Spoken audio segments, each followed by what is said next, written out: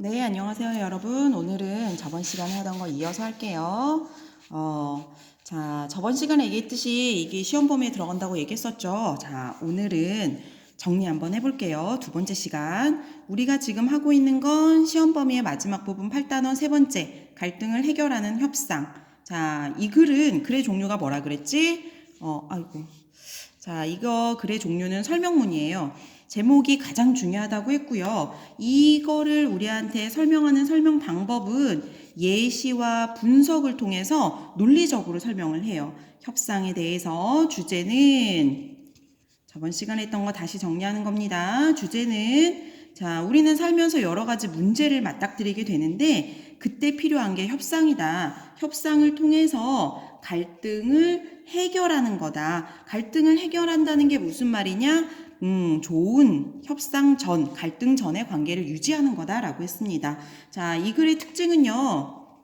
첫 번째, 여기에 피파 월드컵이나 이러한 얘기를 저번 시간에 하다가 멈췄는데요. 사례를 제시했어요. 자, 두 가지 사례를 제시했어요. 오렌지를 가지고 아이 둘이 다툼을 하다가 결국에는 이야기를 통해서, 즉 협상을 통해서 각자가 필요한 부분을 가지게 되었다는 거. 첫 번째 사례. 두 번째 사례는 우리나라와 일본이 같이 월드컵을 개최하기 위해서 여러 가지 노력을 하면서 협상을 통해서 결국 둘 다 만족하는 한일 월드컵을 개최하게 된 거. 이런 것들을 사례를 들어서 얘기를 했고요.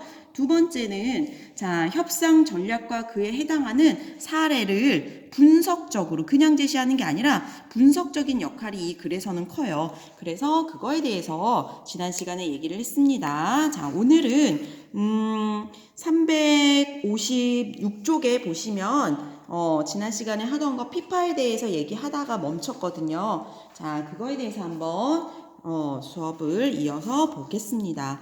자, 피파의 집행위원회가 2002년에 월드컵을 개최국을 어느 나라로 할 것인지 그 결정에 대한 얘기를 저번 시간에 하다가 멈췄어요. 자, 우리는 월드컵을 준비하는 시간이 일본보다 5년이나 늦었다라고 했습니다. 그럼에도 불구하고 우리가 여러 가지 협상에 유리한 것들을 쟁취를 함으로써 결과적으로 한일 월드컵을 개최를 하게 되는 성과를 이루거든요. 일본 입장에서는 굉장히 배 아픈 사건이긴 하지만 우리 입장에서는 굉장히 효과적인 협상을 했다라고 볼 수 있습니다. 자, 그러한 내용들이 여기에 쭉 나와 있어요. 그래서 우리는 어땠냐? 한일 공동 여기 있네요. 한일 공동 개최는 유럽 세력의 호응을 받기에 충분했다. 그래서 그 전까지는 일본은 일본이 하겠다, 우리는 우리가 하겠다, 이렇게 둘이 싸우다가 그 다음에 해결책을 얘기를 통해서 얘기해요.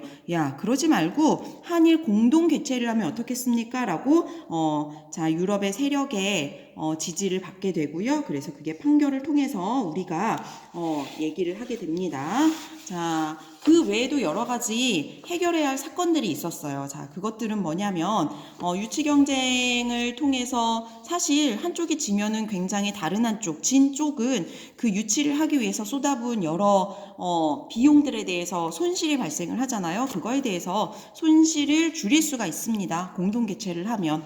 자, 결과적으로 피파 본부에서는 투표 없이 만장일치로 그래, 자, 둘이 같이 해라 라고 하는 얘기를 합니다.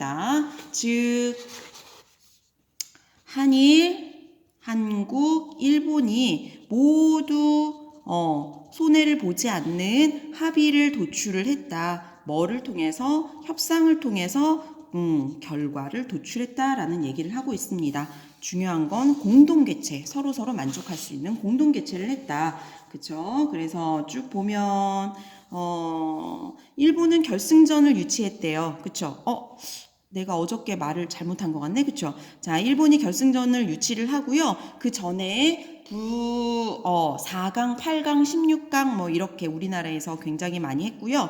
일본은 진작 떨어졌는데 우리는 훨씬 많이 올라갔기 때문에 우리 기억에 2002년은 굉장히 뜻깊은 국가적인 행사로 남아 있습니다. 자, 우리는 결승전 유치를 못했지만 일본은 유치를 통해서 실리를 얻고요. 단독 개최의 실패에 대한 막대한 손실을 두 나라 다 줄일 수 있었고요. 그래서 서로에게 파일을 나누어 주었다라는 것은 서로가 만족할 수 있는 공동의 결과를 노출했다라고 할 수 있습니다.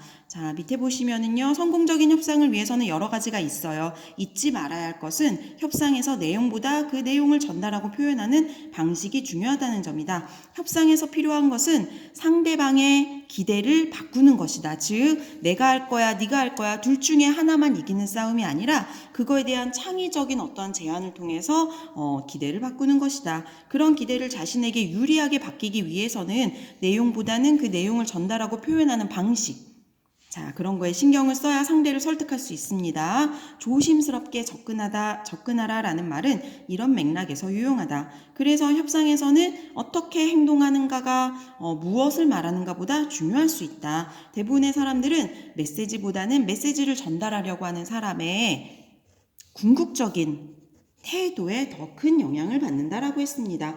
자, 실제 협상에서는 굉장히 진정성을 전달해서 그 사람의 태도에 감동을 받아서 어떠한 협상에 도출이 되기도 합니다. 자, 그런 것들을 여러분께 얘기를 했었고요.